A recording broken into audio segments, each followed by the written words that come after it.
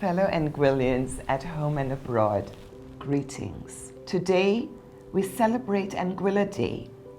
This is a moment where we pause to recognize and celebrate the men and women of the 1967 revolution. It is through their bravery and sacrifice that we are here today. As sons and daughters of the revolution, let us never forget these heroes and heroines who went to prison for us, stood before the guns and bullets for us, and secured our separation from St. Kitts Nevis, paving the way for Anguilla's free and self-determined society.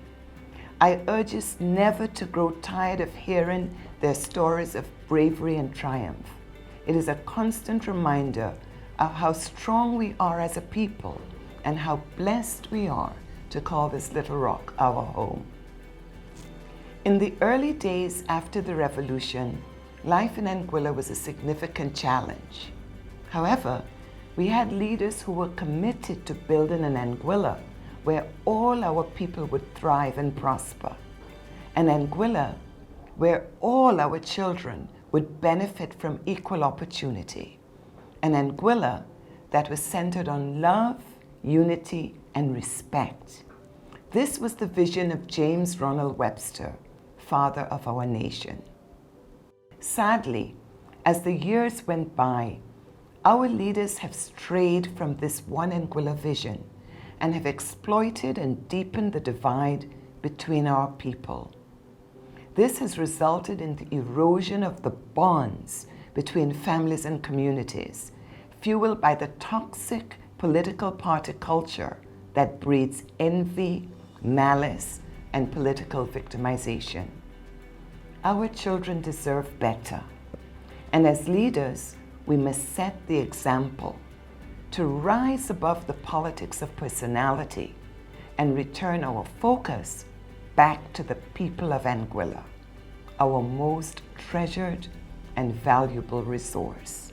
Today, Anguillians at home and abroad wake up to a world turned upside down by the coronavirus pandemic.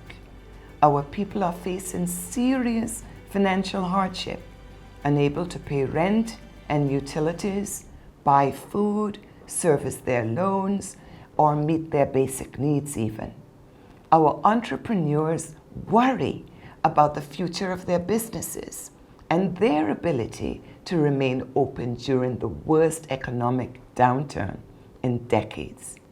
Every day, I see the struggles of fathers unable to provide for their families. I see the tears of our single mothers and grandmothers who are in desperate need of help and support. I too worry about the children and what future they will inherit with all the uncertainties that exist in this current crisis. However, in the midst of these dark hours, the kindness and compassion that I have witnessed among our people gives me hope. Thank you for showing us how to truly be our brother's keeper. The way forward for Anguilla requires us to embrace and to live the One Anguilla vision. Though we may differ in color, creed, social status, family name, origin, and background, we are all Anguillians. If we are to successfully emerge from the depths of this crisis, we must work together. This country cannot survive on the efforts of one social group.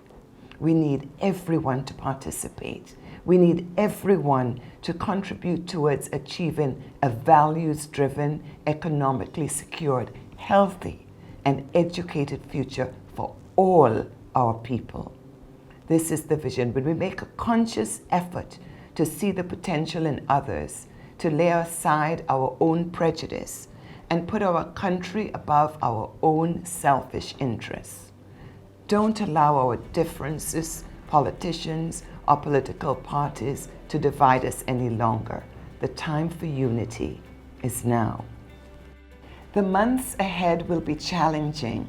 However, the commitment, determination, and resolve that our revolutionists had in 1967 still runs through our veins today. Building a self-reliant, self-sufficient, and sustainable Anguilla requires the people's participation. Your ideas, your knowledge, and your expertise must take center stage in a new administration made up of individuals who are solutions-driven and people-focused. As our general elections draw near, let us take this time to reflect on where we came from, where we are now, and where we need to be. I urge every Anguillian to exercise your franchise in a responsible way.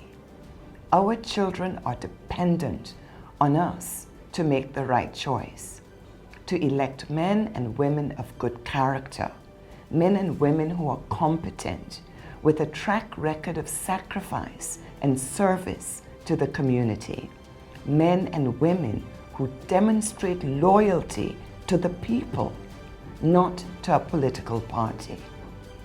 To every Anguillian, at home and abroad, happy Anguilla Day. May God continue to bless us as a people and to bless our beloved country always.